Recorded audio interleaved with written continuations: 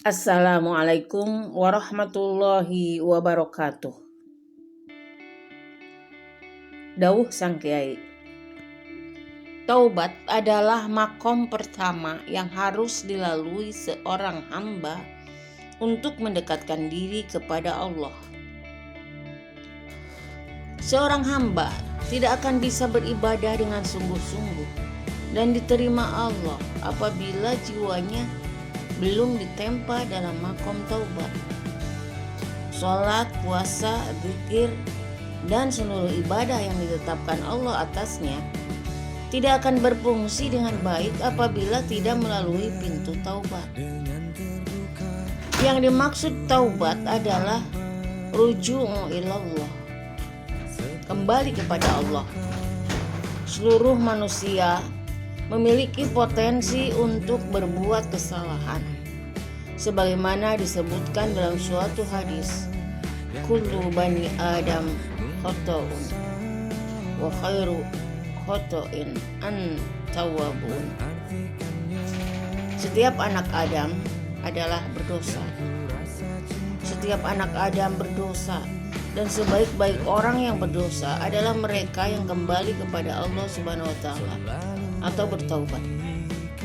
Taubat adalah bentuk usaha jiwa atau ruhani, batiniah kita agar tetap berdiri pada jalan Allah Subhanahu wa taala. Ketika ia melenceng dari jalan tersebut, maka ia kembali lagi kepada rel kebenaran yang lurus. Makom taubat mesti dilalui sebagai sarana perbaikan diri dan pembersihan jiwa. Usaha taubat bukanlah kegiatan tahunan, melainkan rutinitas harian seseorang yang telah ditetapkan memiliki kekurangan dan kesalahan.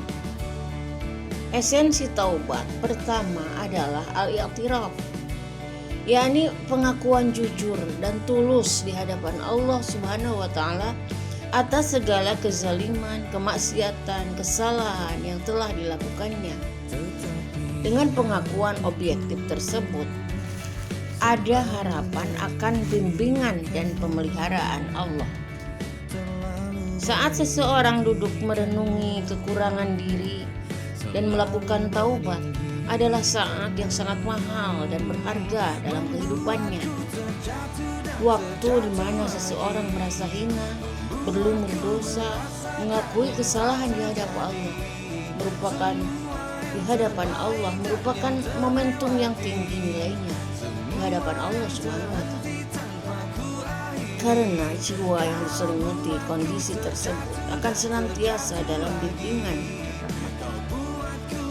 Rasulullah SAW memberikan informasi kepada umatnya bahwa waktu yang berbahaya bagi seseorang adalah di saat dia sedang merasa sombong, ujub atau bangga, merasa hebat dan pintar.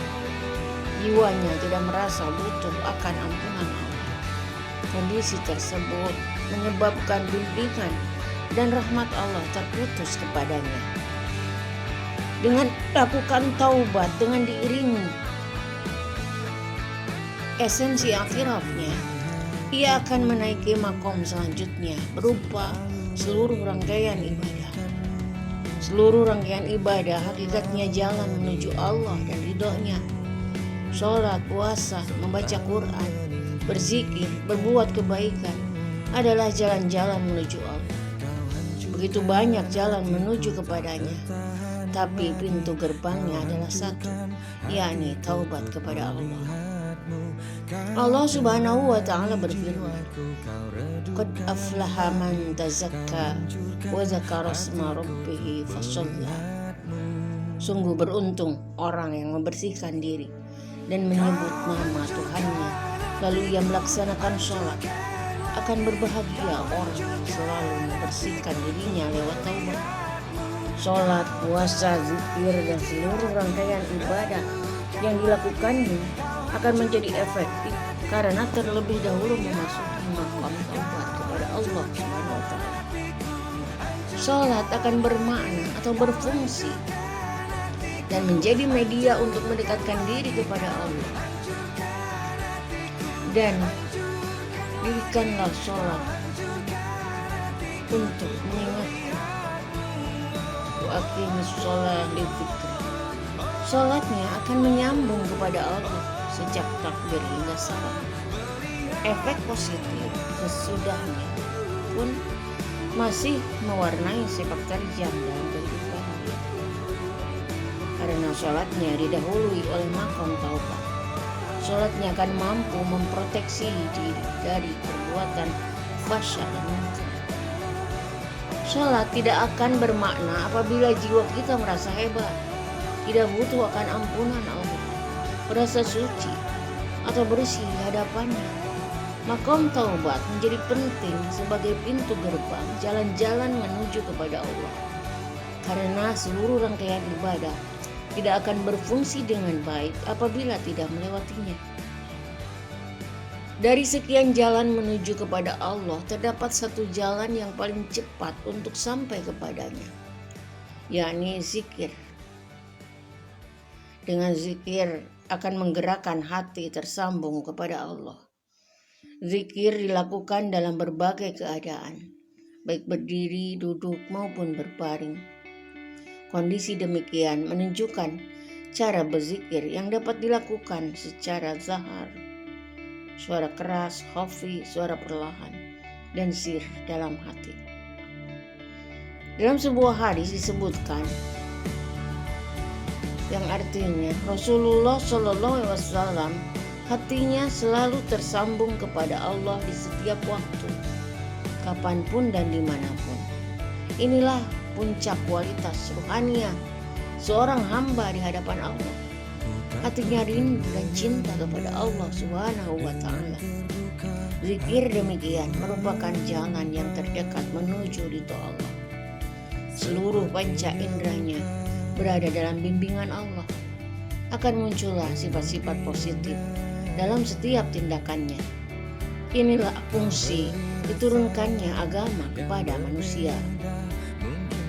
Dalam hadis disebutkan yang artinya Muhammad Shallallahu Alaihi Wasallam, sesungguhnya aku Muhammad Shallallahu Alaihi Wasallam diutus untuk menyempurnakan akhlak manusia. Innama bu'istu liutammima makarimal akhlak. Tanda orang yang sudah sampai kepada Allah, al-wusul ilallah, bukanlah makna dalam pengertian fisik, tapi seluruh rangkaian ibadahnya telah diperkenankan atau diterima Allah. Tanda diterimanya ibadah adalah ketika hati dan kesadaran jiwa tersambung kepada Allah, merasakan kenikmatan dan kebahagiaan beserta Allah. Di balik kegiatan ibadah-ibadah ada kenikmatan dan kebahagiaan yang bersifat batin atau ukhrawi. Itulah tanda yang pasti.